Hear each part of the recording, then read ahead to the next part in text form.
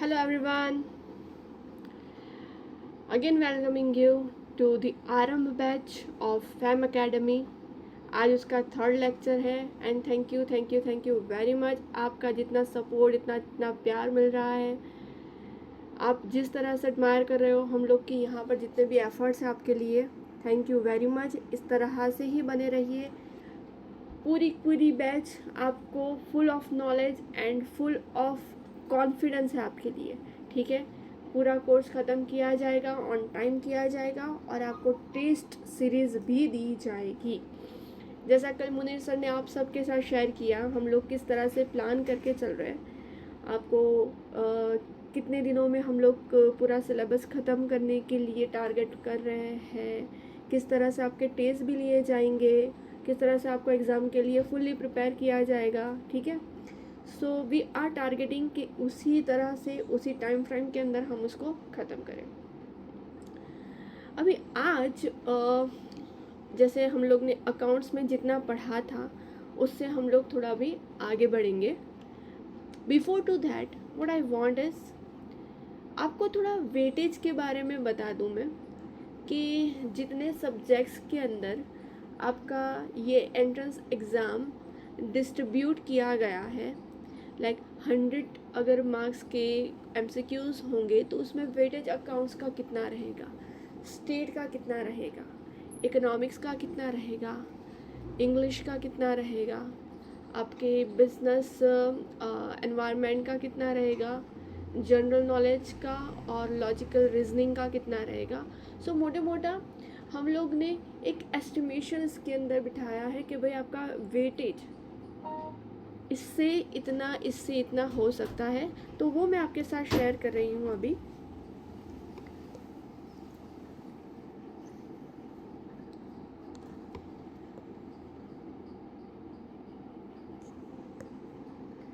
जैसे कि आप लोग को जो ब्रोशर दिया गया है उसका पेज नंबर 2, ठीक है, उस पर कुछ सब्जेक्ट्स आपको बताया है कि इतने सब्जेक्ट्स के अंदर आपका सिलेबस पूरा डिस्ट्रीब्यूटेड है, right. Now this is the syllabus.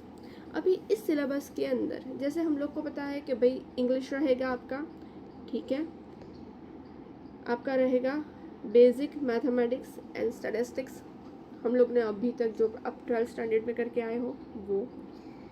Third है आपका अकाउंटिंग एंड फिनेंस। फोर्थ है आपका बिजनेस इकोनॉमिक्स। फिफ्थ है आपका business studies business environment. Sixth है आपका जनरल नॉलेज और सेवन्थ है आपका logical reasoning and aptitude.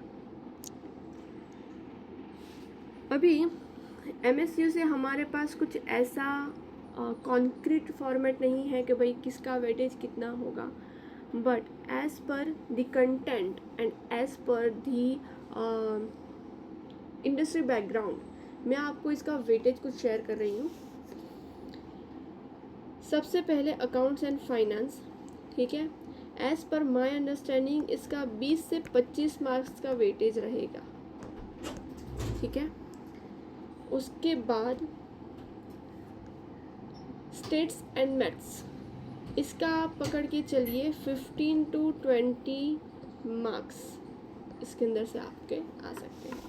Please make sure एक चीज़ ध्यान में रखिए, ये एक एस्टिमेशन है, ठीक है, कॉन्क्रीट नहीं है, this is just an estimation. आपको उसी के हिसाब से आपकी प्रिपरेशन करनी है, टाइम डिवोट करना है, राइट। ओके, तो आपके 35 से 40 मार्क्स तो यहाँ पर हो गए, 35 to 40 मार्क्स आपके यहीं पर कवर हो गए, बाकी रहते हैं 60 मार्क्स। मैं मान रही हूँ बिजनेस इकोनॉमिक्स भी आपका 12 से 15 मार्क्स के अंदर वेरी करेगा, 12 to 15 मार्क्स, 12 से 15 इसके लिए रहेंगे। उसके बाद अगर मैं मानूँ बिजनेस स्टडीज़, ये मैं इसके 10 मार्क्स लेकर चल रही हूँ, इससे ज़्यादा इसके अंदर आई डोंट थिंक वो लोग पूछेंगे। Then general knowledge and logical reasoning, जैसे हमारे यहाँ पर 15, 20, 35 और 47 60 मार्क्स यहाँ पर कवर हो चुके हैं। तो मैं मान के चल रही हूँ जनरल नॉलेज से लॉजिकल रीजनिंग ये हमारा होगा 15 to 20 मार्क्स, ठीक है, इतने इसके आ सकते हैं। इंग्लिश का अगेन मैं चल रही हूँ 15 to 20 मार्क्स, ठीक है। As per my understanding, as per our industry background and industry experience, ये हमारा सिलेबस हो सकता है। अकॉर्डिंगली आपका जो भी आप स्टडी प्लान रेडी कर रहे हो, टाइम जितना भी डिवोट करो इसके हिसाब से करना, तो आपको वो बेनिफिशियल रहेगा, राइट। नाउ ये सब डिस्कस करने के बाद अब हम लोग हमारी बैच को आगे बढ़ाते हैं। आपको अकाउंट्स में मैंने जितना करवाया था उससे हम लोग अभी नेक्स्ट स्टेप के ऊपर जाएंगे। तो वेलकम ऑल टू आरंभ batch of fam academy. I am CA Fatima Khatri welcoming you all for the third very important session of this batch, accounts and finance, जिसके अंदर हम आगे के MCQ, आगे के कॉन्सेप्ट अच्छे से अभी पढ़ने वाले हैं। So let's get in. तो है हमारा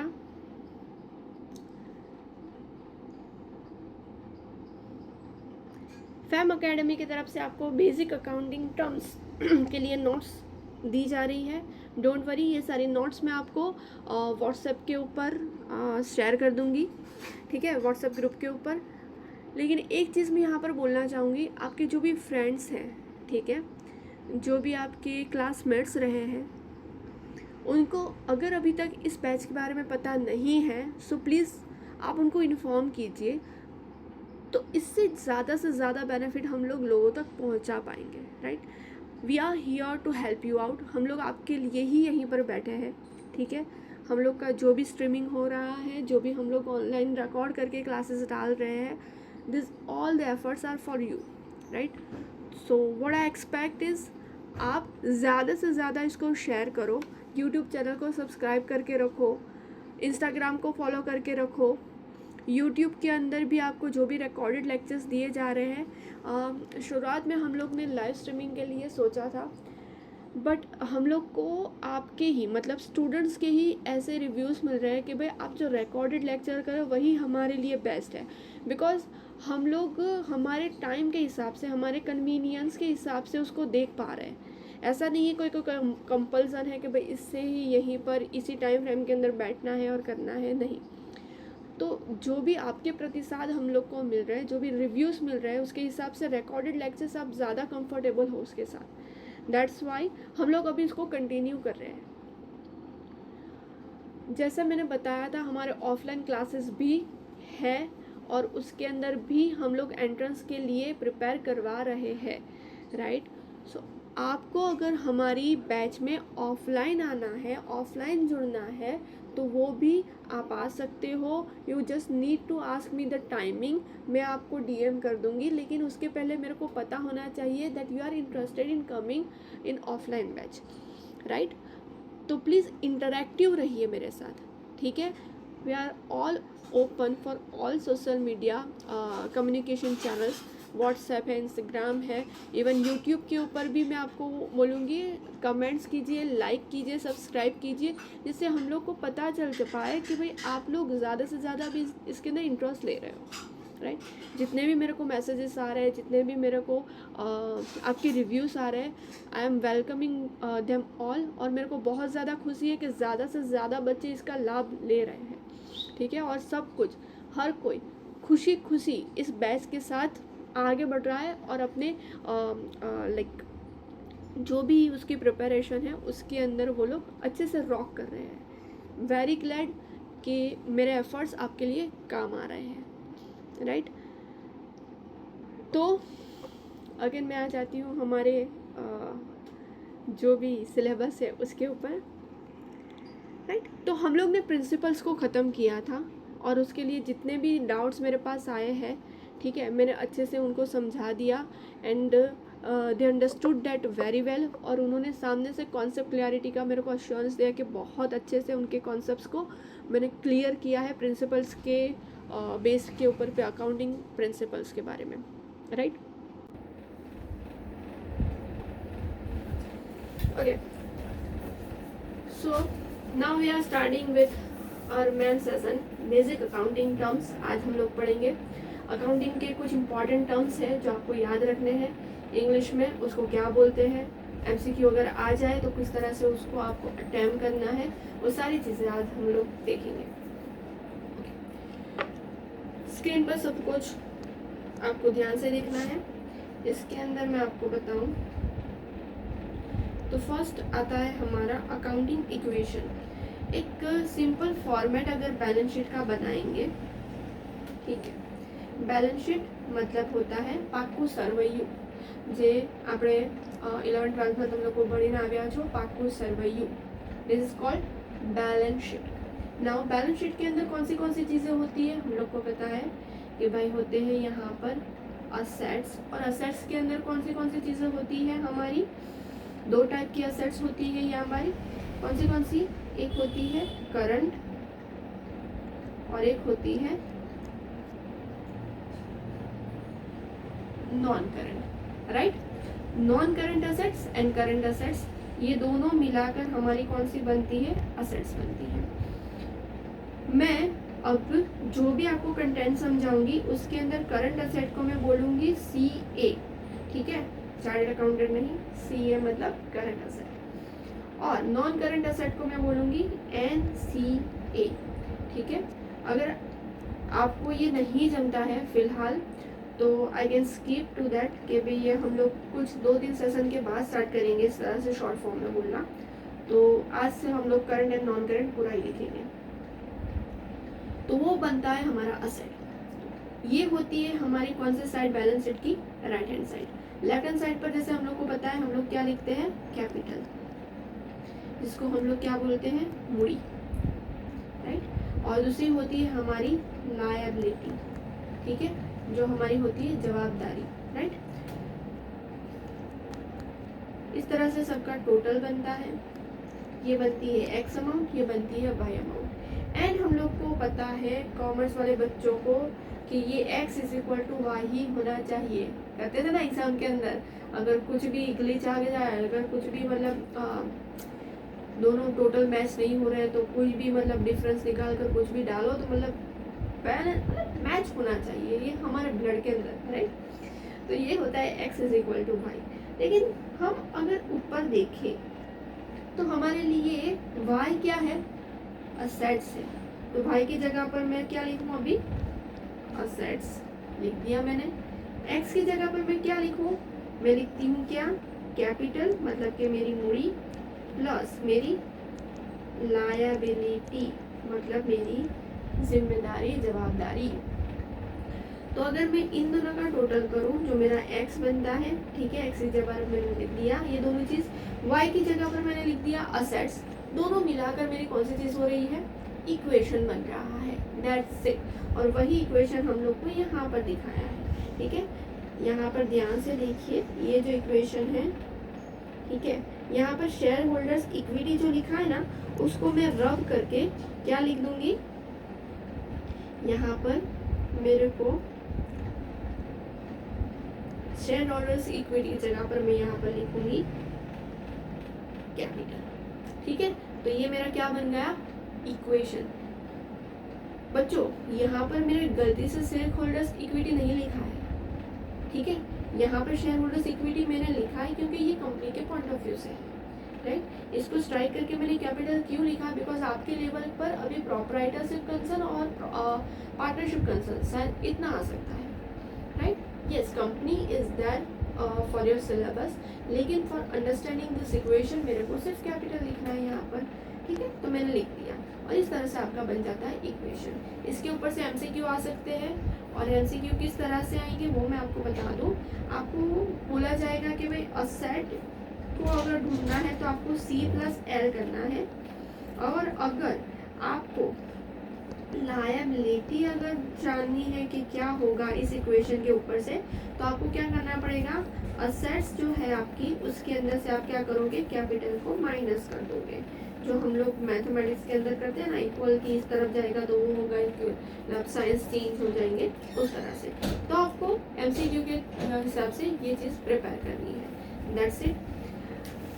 अभी दूसरा एक चीज़ आपको मैं बताऊं, जो भी ये असेट्स बनती है ना, जो भी एक बिजनेस के अंदर असेट्स बनती है, ठीक है, आपने लैंड लिया, आपने मशीनरी, आपने फर्नीचर लिया, आपके डेटा से, आपके पास कैश है, आपके पास बैंक है, आपके पास इन्वेंटरी है, तो सब इसके लिए पैसा कहाँ से आया? या तो फिर ऑनर ने अपनी जेब से निकाला, जिसको हम लोग बोलते हैं कैपिटल मुड़ी, या तो फिर आपने मार्केट से पैसा उठाया, जिसको हम लोग बोलते हैं फाइनेंस, जिसको हम लोग बोलते हैं लायबिलिटी, ठीक है, थर्ड पर्सन से आपने पैसा उठाया। तो ये चीज, दो चीजें बनकर, कैपिटल प्लस लायबिलिटी, ये दोनों चीजें बनकर आपके पास क्या इकट्ठा हुआ, मतलब कि असेट्स। तो इक्वेशन सिर्फ ये डिनोट करता है कि आपके पास असेट एकत्र हुई है वाया आपका कैपिटल और आपकी लायबिलिटी, या तो फिर उन दोनों का मिक्सचर। समझ में आया सबको? Equation clear? दैट्स इट, बस इतना ही है, इतना याद रखो। दूसरा है अकाउंटिंग मेथड। अकाउंटिंग मेथड क्या चीज़ है? जिस मेथड से आप अकाउंट्स, बुक्स ऑफ अकाउंट्स बनाते हो, उसको बोलते हैं अकाउंटिंग मेथड। ठीक है, मेथड दो टाइप की होती है, कैश मेथड एंड एक अक्रूवल मेथड। ठीक है, दो होती है। अब मैं यहाँ से इसको ये नोट कर रही हूँ और लिख रही हूँ आपकी मेथड्स के अंदर आपको क्या याद रखना है, वही इम्पोर्टेंट चीज़ है जो मैं यहाँ पर लिखूंगी। ठीक है, मेथड्स ऑफ अकाउंटिंग। देखिए यहाँ पर मैं जो बना रही हूँ ना, वो अगर आप नोट में बना सको तो बहुत ज़्यादा बेहतर है, एंड मेरे हिसाब से आपको बनाना भी चाहिए। मेथड ऑफ अकाउंटिंग के अंदर आता है क्या, एक कैश और एक होता है अक्रूवल। अगर आपको याद होगा, हमारे प्रीवियस सेशन के अंदर प्रिंसिपल के अंदर एक अक्रूवल सिस्टम हमारी आती थी, जिसके अंदर मैंने आपको क्या बोला था, अक्रूवल बेसिस का मतलब वो है कि आपके पास धंधे के अंदर पैसा आया नहीं आया उससे कोई लेना देना नहीं है। सिर्फ आपने बिजनेस किया, आपने सेल कर दिया, कस्टमर आया आपके पास से गुड्स लेकर चला गया, उसने अभी आपको क्रेडिट के लिए रिक्वेस्ट किया है, मेरे को 2 दिन के क्रेडिट दीजिए, तो आप क्या करोगे, आज रिकॉग्नाइज करोगे, आज बुक्स ऑफ अकाउंट के अंदर नोट कब करोगे, जर्नल एंट्री कब पास करोगे, आज करोगे कि 2 दिन बाद करोगे।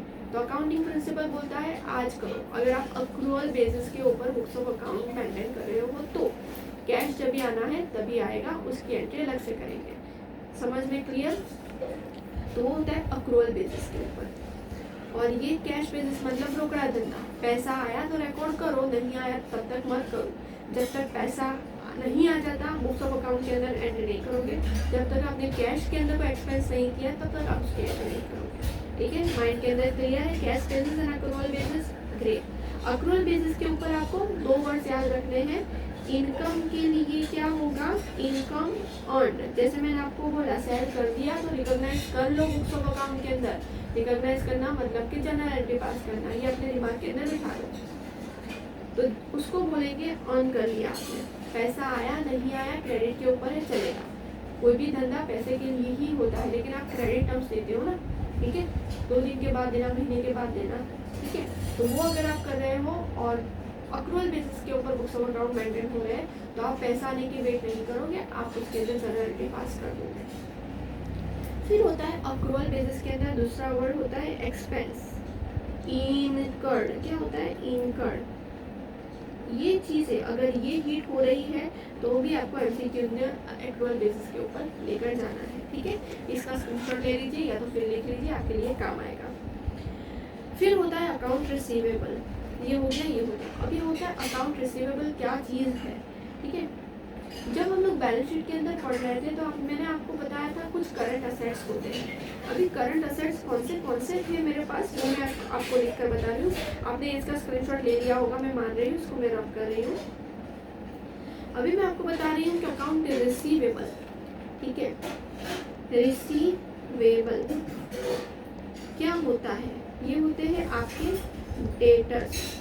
ठीक है, जिसके पास से आपको पैसा लेना है, जो आपको पैसा देगा, ठीक है, उसके पास से आपको पैसा लेना है, तो वो आपके लिए क्या बन जाता है, असेट बन जाता है। क्या बन जाता है वो आपके लिए, असेट है। और वो भी कौन सा असेट है आपके लिए, करंट असेट है।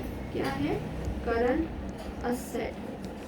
ठीक है, इतनी चीज़ें आपको ध्यान में रखनी है। फॉर गुजराती मीडियम आप लोग क्या करते थे, પાકું સરવૈયું બનાવતા હતા, પાકું સરવૈયાની અંદર आप તમે શું લખતા હતા, તમારા દેવાદાર, બરાબર છે, એને લખતા હતા અને એની પાસે તમારે પૈસા લેવાના છે એ વસ્તુ તમે એની અંદર લખતા હતા જમણી સાઈડ ઉપર. બસ આ એ જ વસ્તુ છે. This is nothing but the same thing. ठीक है, रिसीवेबल डेटर्स असेट है और वो कौन सी असेट है, दे आर करंट असेट. इतना दिमाग के अंदर आपको सही हो गया, फिट हो गया. अभी आपको एमसीक्यू जब पूछा जाएगा तो एक वर्ड होगा ओ.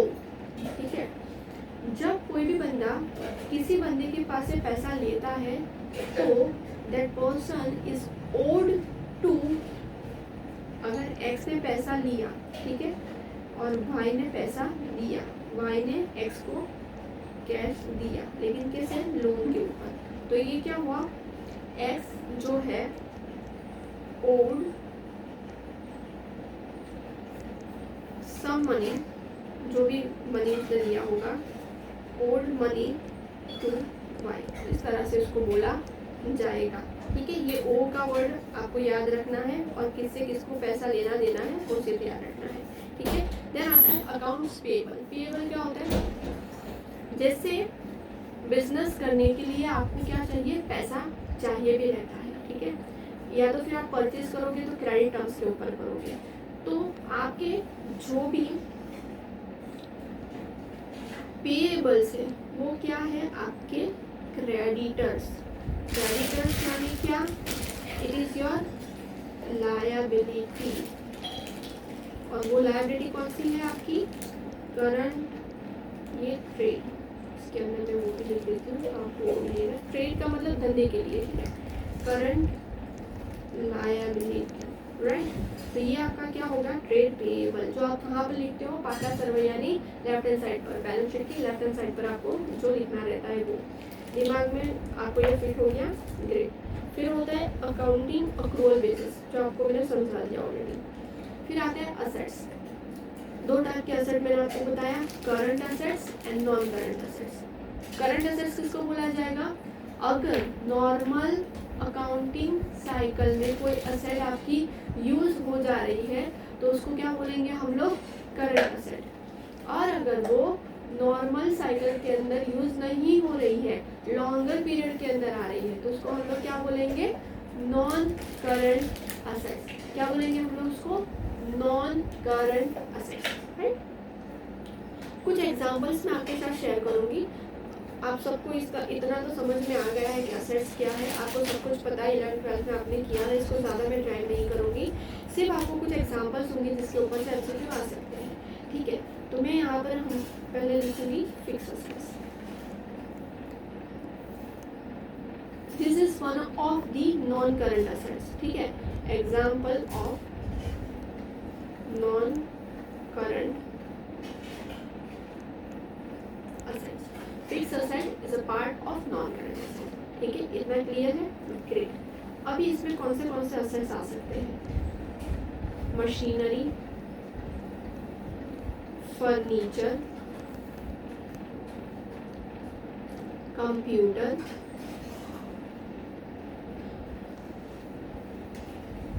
आपका यहाँ पर एक चीज याद रखिए, इंटेंजिबल असेट. इंटेंजिबल असेट जिसको आप छू नहीं सकते हो, वो वाली जो असेट्स है वो यहाँ पर नहीं आने वाली है. हम लोग उसके लिए अलग क्लासिफिकेशन ऑलवेज रखते हैं, इंटेंजिबल नॉन करंट असेट. ठीक है, ये चीज़ हमेशा दिमाग में ध्यान रखिएगा.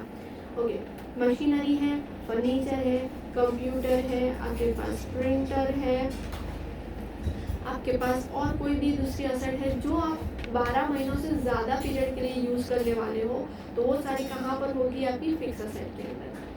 और फिर हम लोग बात करते हैं किसके बारे में, करंट असेट. करंट असेट क्या है, जैसे मैंने आपको बोला 12 महीनों के अंदर आप उसको कंज्यूम कर दोगे, यूज़ कर दोगे, उसको बोलते हैं करंट असेट. तो कौन से एग्जाम्पल है उसके अंदर, तो वो है कैश, फिर है बैंक, फिर है क्या, इन्वेंटरी. इन्वेंटरी मतलब आखिर स्टॉक जो हम लोग बोलते हैं ना, स्टॉक, इन्वेंटरी जिसको बोलते हैं. ठीक है, उसके बाद हम लोग ने जो अभी पढ़ा, ट्रेड रिसीवेबल्स. ठीक है, ये सारे एग्जांपल्स आपको नोट करने हैं, याद रखने हैं। कुछ भी समझ में ना आए प्लीज़ मेरे को बता दीजिएगा। फिर बैलेंस शीट पाकू सरोयू यहाँ पढ़ने खबर से बैलेंस शीट आपको एमसीक्यू के अंदर आ सकता है। और financial report that provides a, ये आई थिंक प्रिंटिंग मिस्टेक है, glimpse of a company's asset and liabilities and owner's equity at a given period of time, at a given period of time। ठीक है, आपको word to word याद रखना है क्योंकि balance sheet क्या होती है और आपको एमसीक्यू के अंदर आ सकता है। ठीक है, इट्स अ रिपोर्ट, क्या चीज़ है वो रिपोर्ट है, फाइनेंशियल रिपोर्ट है। एक मिनट में आपको ना थोड़ा सा मैं शूट नहीं करूँगी, मैं आपको it is what, it is financial report, noting कीजिए it is a financial report. ठीक है, जो असेट लायबिलिटी और ऑनर की इक्विटी को एक पर्टिकुलर पीरियड ऑफ टाइम के अंदर, एक गिवन पीरियड ऑफ टाइम के अंदर आपको क्या बताता है, उसका पूरा का पूरा पिक्चर बताता है, तो वो होती है बैलेंस शीट, मतलब पाकू सर्वे। कैपिटल जो हम लोग ने जस्ट अभी पढ़ा, जो ऑनर की कैपिटल होती है, मूड़ी होती है। और financial asset and its value such as cash and goods, working capital is a current asset minus current liability।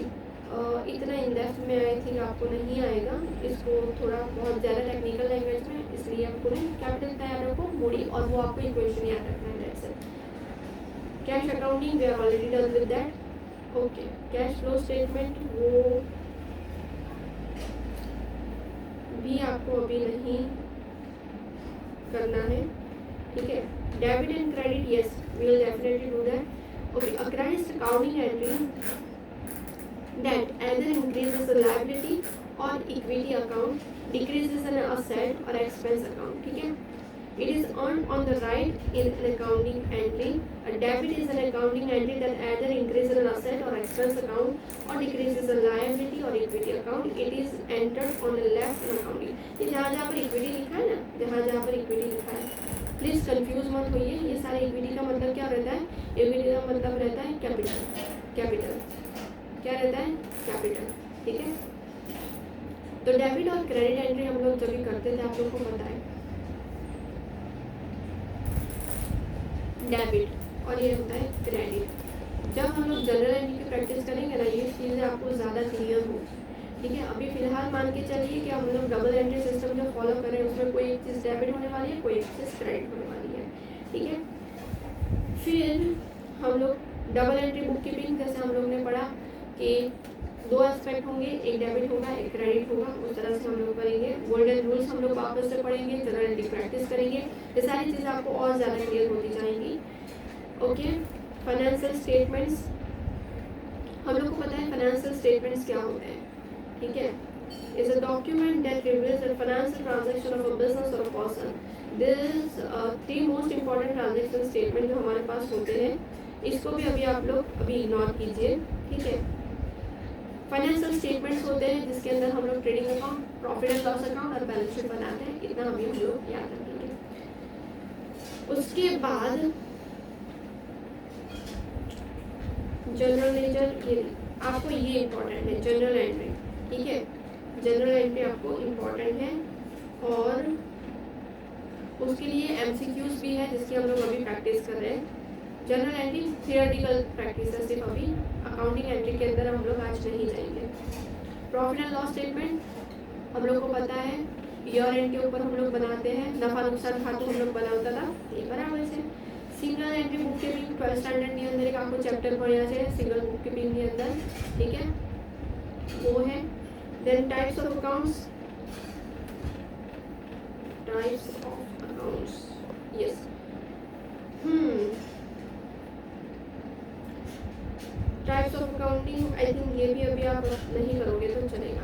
तो till here this is sufficient जो हम लोग ने टर्म्स पढ़े हैं वो फटाफट से हम लोग एमसीक्यू कर लेते हैं, जितने भी हमारे बाकी हैं एमसीक्यू, तो क्या हो सके हम लोग आगे बढ़ पाए। ठीक है, yes, 10 MCQ we are done with that.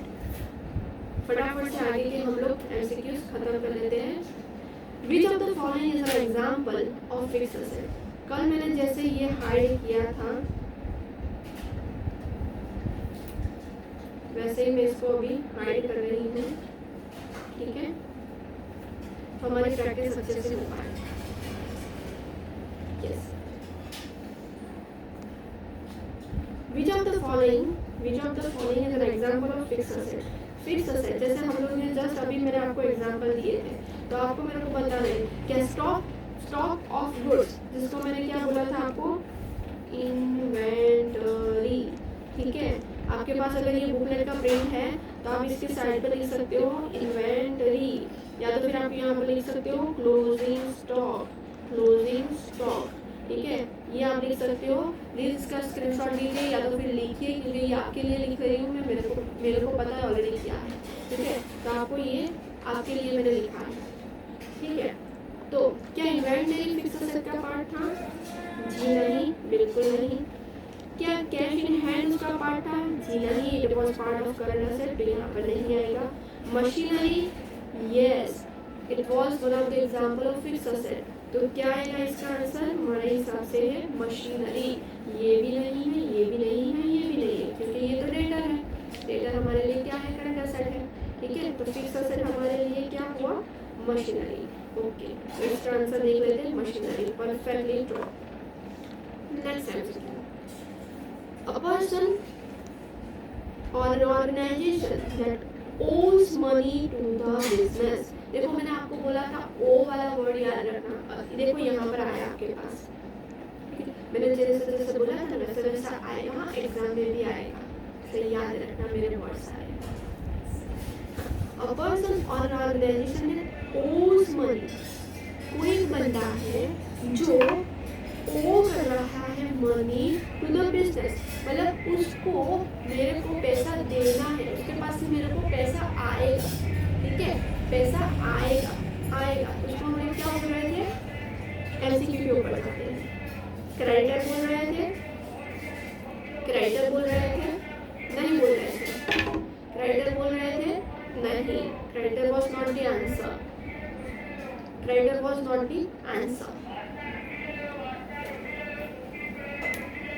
Just 1 minute.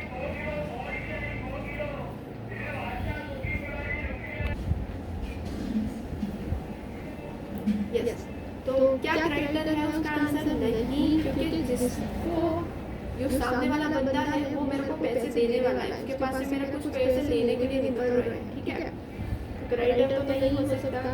Debtor, क्या वो डेटर है? डेटर मतलब क्या था? Trade receivable. प्लीज इसको लिखते जाइएगा, जहाँ पर भी आपको ऐसा लगे कि मेरे को ये रिकॉल करने के लिए जरूरी है, प्लीज इसके अंदर आप लिख लीजिए कि हाँ इसको जरूरी है और मेरे को दूसरी बार पढ़ने के लिए काम आएगा। ठीक है, तो क्या डेटर हो सकता है?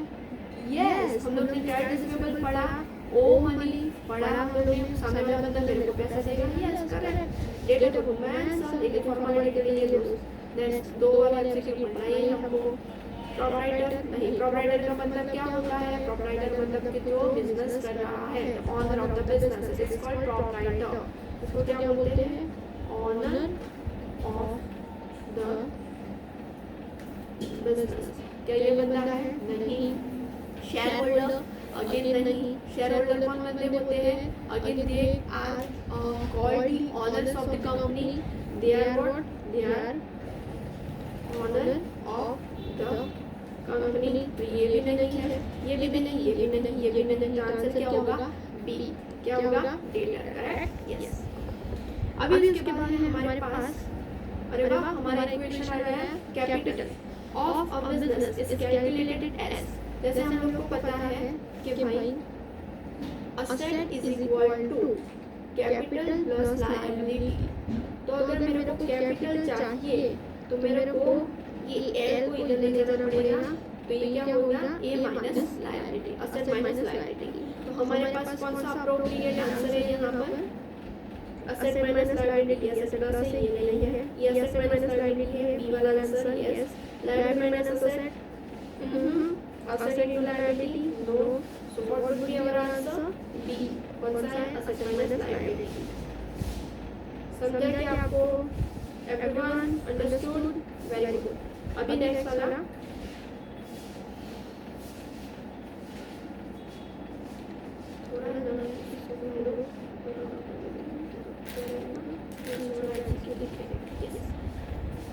नेक्स्ट एमसीक्यू, अ पर्सन और organisation from whom the business purchases goods on credit is called, जिसके पास से आपने गुड्स परचेज किए हैं, लेकिन वो किस तरह से किए हैं, आपने क्रेडिट के ऊपर किए हैं, ठीक है, ऑन क्रेडिट परचेज किया है, तो वो आपके लिए क्या माना जाएगा, वो आपके लिए क्या माना जाएगा, क्रेडिटर, डेटर, इन्वेस्टर के ऑनर। हम लोग ने ट्रेड रिसीवेबल और ट्रेड पेबल नीचे उसके एग्जैक्ट नीचे ट्रेड पेबल हम लोग ने पढ़ा था, और उसके अंदर मैंने आपको बताया था क्रेडिटर लिखकर आपको बताया था, क्या बताया था, trade payable is equal to creditor, it is equal to what, creditor, ठीक है। तो हम लोग को याद रखना है कि जब भी बिजनेस पैसा किसी बंदे को देगा फ्यूचर में, इसके पास से पैसा लिया है या फिर गुड्स लिया है, कुछ भी लिया है, और उसको पैसा मेरे को देना है वापस, ये उसको पैसा मेरे को देना है वापस, तो मेरे लिए लायबिलिटी हुई, क्या होगी मेरे लिए लायबिलिटी हुई। और जब धंधे के अंदर मैं परचेज कर रही हूँ गुड्स, ठीक है, क्रेडिट के ऊपर, और किसी बंदे को मेरे को पैसा देना है, तो उसको क्या बोलेंगे हम लोग, क्रेडिटर, क्या बोलेंगे उसको, क्रेडिटर। तो फर्स्ट ए वाला ही हमारा आंसर है, फॉर्मेलिटी के लिए नीचे जैसे लिख लेते हैं, डेटर नहीं, इन्वेस्टर नहीं, ऑनर, आंसर क्या आएगा, Bingo. Next, the amount invested by owner to start or to run the business, હવે આ ગઈ આપણી મૂડીને શું કહેવાય, કેપિટલ, સી, બરાબર। ફોર્માલિટી માટે બીજા આન્સર લઈ લઈએ છે, લોન, ઓનર પોતે કઈ લોન ના આપે અને ડ્રોઈંગ, ડ્રોઈંગ નો મતલબ શું થાય, ઉપાડ, ડ્રોઈંગ મતલબ શું, ડ્રોઈંગ નો મતલબ થાય ઉપાડ, બરાબર। તો આપણો આન્સર નથી। રેવન્યુ, રેવન્યુ મતલબ જે તમે વેપાર કરીને પૈસા કમાવો છો તે, બરાબર છે। રેવન્યુ તે પણ નહીં, અલ્ટિમેટલી આન્સર શું આવશે આપણો, C, capital, done, yes, great.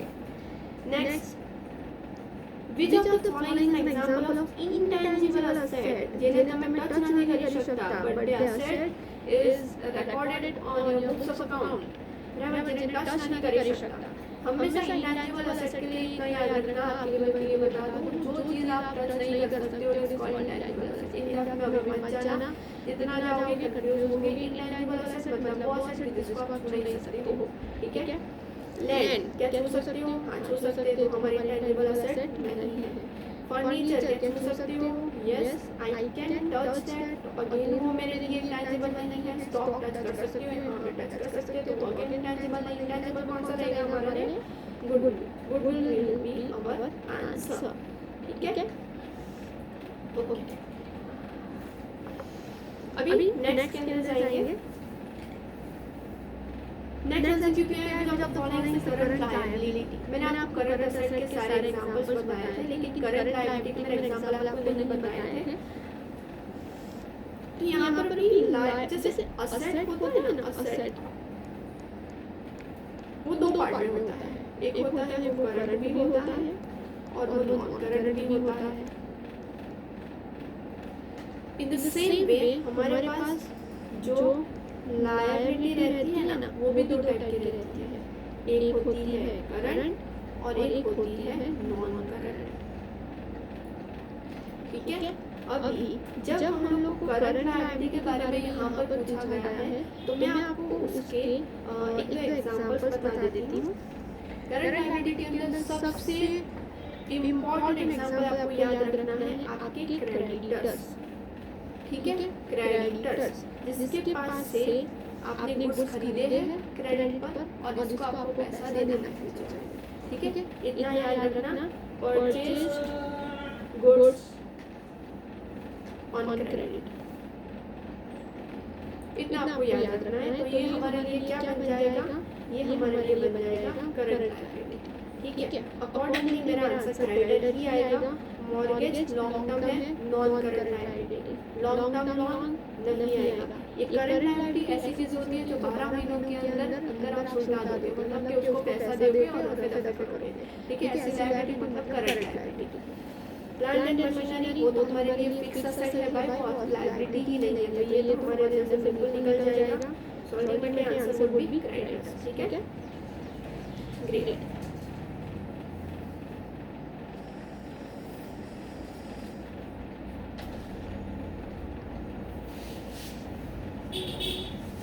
हम लोग 25 तक आज रखते हैं हमारा जो चीज़ें कॉन्सेप्ट में नहीं आई है स्टिल हम लोग 25 तक करते हैं, और उसको हम लोग अभी इतना 25 तक कंप्लीट कर लेते हैं। ठीक है, okay. Next MCQ, when the owner withdraws, withdraw का मतलब क्या होता है, बैंक में जाके आप विथड्रॉ करते हो ना पैसा।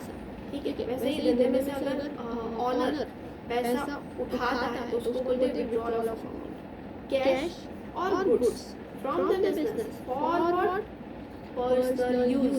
ठीक है, ये अंडरलाइन करो, पर्सनल यूज। तो उसको क्या बोला जाएगा, what is going to be called. कोई अगर ओनर बिजनेस में से पैसा या फिर गुड्स उठाता है पर्सनल यूज के लिए तो क्या बोलोगे। गुजराती मीडियम ऊपर, इंग्लिश मीडियम ड्राइंग्स, याद है ना आपको, हम लोग लिख लेते हैं, हम लोग कैपिटल लेटर से ड्राइंग्स को माइनस करते थे। ग्रेट, तो उसको बोला जाएगा ड्राइंग। जो मेरे को यहाँ पर डायरेक्टली डी वाला दिख रहा है तो मैंने उसको कर दिया, फॉर्मेलिटी के लिए उसको पढ़ने पड़ेंगे। एक्सपेंस बिल्कुल नहीं, एक्सपेंस मतलब खर्चा, खर्चा नहीं है, लॉस नहीं, लायबिलिटी नहीं, तो क्या आएगी वो मेरी ड्राइंग्स, क्या आएगा ड्राइंग्स। ठीक है, correct answer? Yes. Now, which of the following is the best description of revenue? revenue हम लोग ने बहुत बार इस वर्ड को यूज किया है। ठीक है, मेरा जो अभी तक आपका कॉन्सेप्ट क्लियर था उसमें ये चीज़ अभी तक 19 से 25 तक शायद से नहीं आई होगी कुछ चीज़ें, तो मैं आपको यहाँ पर समझा दूँगी तो आपके कॉन्सेप्ट क्लियर हो जाएंगे। ठीक है, अब जो regular day to day operation के अंदर जो बिजनेस कर रहे हो, ठीक है, उससे आपको जो अर्निंग्स होती है it is called revenue. Day to day business activities में जो आप अर्न कर रहे हो, जो अर्निंग है आपकी, उसको बोलते हैं रेवेन्यू। ठीक है, मान लीजिए मैं आपको एग्जांपल दूं, अगर एक वुड प्लाईवुड की शॉप है। ठीक है, प्लाईवुड की शॉप के अंदर जितना भी एक दिन के अंदर उसने सेल किया, ठीक है, तो उस सेल की टोटल फिगर अगर मैं एक डे एंड के ऊपर लूँ, मान लीजिए उसने 1 लाख रुपए का धंधा किया, 1 लाख रुपए का बिजनेस किया, तो at the end of the day उसने 1 लाख रुपए का रेवेन्यू अर्न किया है, वो हम लोग बोल सकते हैं। ठीक है, तो ये हो गया रेवेन्यू का एक्सप्लेनेशन। अभी हम यहाँ पर अप्रोप्रिएट जो भी आंसर है फटाफट से देख लेते हैं। Amount spend on purchasing fixed asset बिल्कुल नहीं, amount earned by the business through its regular operation correct, यही है आंसर। दूसरे सीओडी पढ़ ही लेते हैं। Amount borrow from the bank, no, ये हमारी लायबिलिटी है, इसको हम लोग यहाँ पर नहीं कंसीडर करेंगे। Amount withdrawn by the owner, drawing कहलाती है, ये भी नहीं है, तो करेक्ट आंसर इज बी। ठीक है, हो गया match, great. Next, stock of goods unsold at the end of an accounting year is called. J stock वण વેચાયેલો તમારા ગોડાઉનમાં તમારી દુકાન પર પડ્યો છે એક યર એન્ડ 31 માર્ચના 31 માર્ચના રોજ તમારા સ્ટોકને તમારા દુકાન પર તમારી વેરહાઉસ પર પડ્યો છે, તેને તમે શું કહેશો? આખા સ્ટોક, ક્લોઝિંગ સ્ટોક, इन्वेंटरी। कितने वर्ड्स मैंने बोले? क्लोजिंग स्टॉक, आखिर स्टॉक, इन्वेंटरी, ये सारे इंटरचेंजली आप यूज कर सकते हो। ठीक है, अभी यहाँ पर देख लेते हैं ऑप्शन के अंदर opening stock, not at all, purchase no, closing stock yes correct answer, sales return no, हमारा क्लोजिंग स्टॉक। Bingo, great.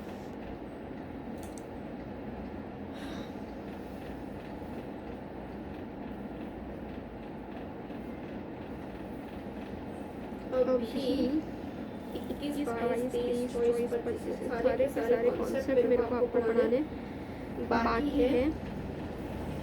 तो मेरे हिसाब से हम लोग ना इसको कॉन्सेप्ट के बाद ही लेते बेहतर है, क्योंकि आपको समझ में भी आएगा और साथ साथ आप मेरे साथ पॉप अप करके आंसर दे पाओगे, राइट। तो मैं अपना सेशन अकाउंट्स का आज यही तक रख रही हूँ। 20 और एमसीक्यू हमारे हो चुके हैं और हम लोग को अभी पेज बढ़ाना पड़ेगा, डेली के एमसीक्यूज बढ़ाने पड़ेंगे। नेक्स्ट सेशन के अंदर हम लोग अकॉर्डिंगली ऐसे ही जाएंगे। टिल देन रिवीजन करते रहिए जो भी पढ़ाया जा रहा है, और उसके अंदर कोई भी दिक्कत आ रही है प्लीज़ लेट अस नो। हम लोग यही हैं आपकी मदद के लिए। कभी भी आप कॉल भी कर सकते हो, मैसेज कर सकते हो, any time you can reach out to us. We don't have any problem, we are here to help you out, right. कोई भी क्वेरी हो प्लीज़ बताइए। कोई भी क्वेरी हो रिगार्डिंग एडमिशंस एंड ऑल हम लोग अपडेट करते रहेंगे। उसके लिए पहले आप लोगों को फोकस करना है आपकी preparation for the entrance test, right. So that's it for today. All the very best and go ahead for your preparation. Okay, bye bye.